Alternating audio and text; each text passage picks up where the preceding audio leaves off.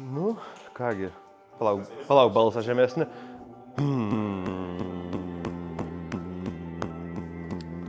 Mano vardas yra Edvinas Vygantas, aš esu Klaipėdos fakulteto studentų atstovybės pirmininkas. Interjero dizainą sugalvojau dėl to, kad pradėjau dirbti tą darbą ir supratau, kad neužtenka tiesiog dirbti iš idėjos. Kad vis dėlto žmonės studijuoja po 4 metus ne šiaip sau. Pradėjau domėtis ankstyvoje paauglystėje, gal 13 metų.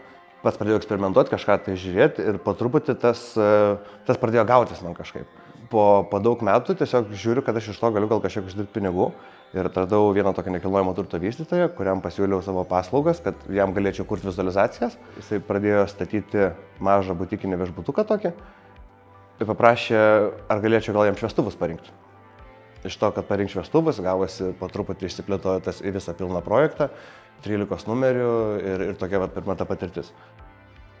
Įstojęs supratau, kad vien tik 3D modeliavimas yra gal 15–20% apskritai viso kūrybinio proceso. Kad reikia supratimo apie erdves, reikia supratimo apie kompoziciją, apie spalvas, apie apšvietimą. Ir būtent mes viską tą ir paliečiam. Būtent rutina ir savęs atradimas labai padėjo užaugti kaip žmogui. Tuo pačiu pradėjo formuotis mano skonis asmeninis. Anksčiau atrodo, gali suprasti, kaip sukurti interjerą, ne? Bet būtent visos šitos studijos padėjo susidėlioti viską į savo vietas ir daryti taip, kaip reikia. Tai nelabai kas susigaudo, jeigu kas nesusidūrės, kas tai yra parengimieji, paruošiamieji kursai. Dabar yra paruošiami žmonės, būsimi studentai, kad jie turėtų savo portfolio, kad turėtų ką parodyti. Paruošiamuosiuose kursuose jie vis tiek susipažįsta, ko reikalauja, koks procesas vyksta mokymosi. Yra ir piešimo, ir tapybos tie paruošiamieji kursai ir kompozicijos. Tai kompozicijos tokia biškai, kaip sakyti, daugiau dėmesio į juos kreipia, nes viskas daroma ranka ir tu tada gali pasižiūrėti, ką žmogus sugeba.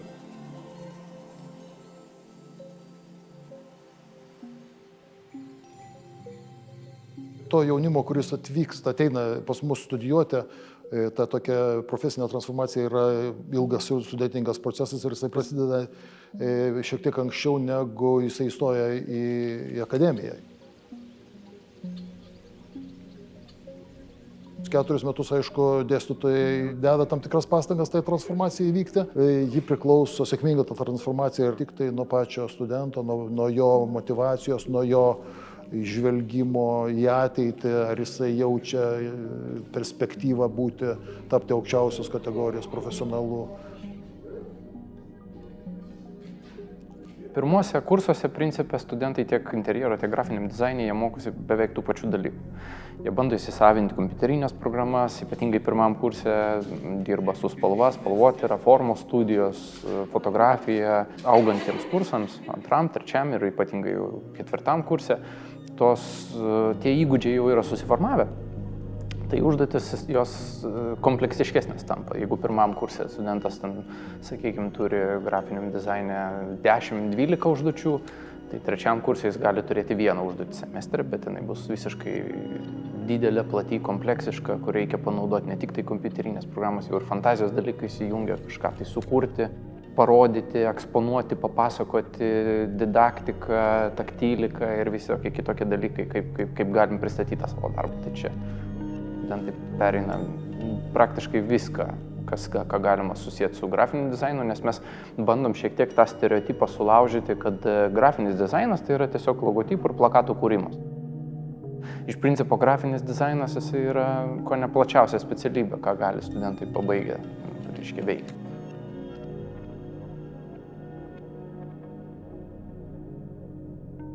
Mūsų fakultete yra ir magistratūros studijos, tai yra vizualusis dizainas.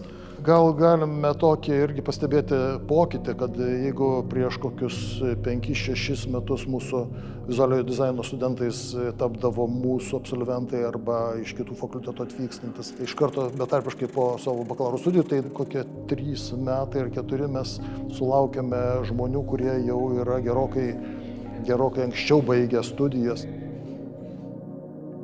Aišku, mūsų fakultetas turbūt ir skiriasi tuo, kad studentams iš tikrųjų yra suteikiamos labai geros studijų sąlygos. Ne tik tai, kad dėstytojai kvalifikuoti ir profesionalus yra, bet ir praktiškai kiekvienas studentas gali, jeigu jisai iš tikrųjų panorėtų ir pareikštų tokį pageidavimą, kad aš noriu turėti kažkokią nedidelę patalpą ir kažkokią tai savo vos ne tapybos studiją turėti arba kažkokią projektavimo kambarėlį, tai iš principo mes galime pasistengę ir tai suorganizuoti.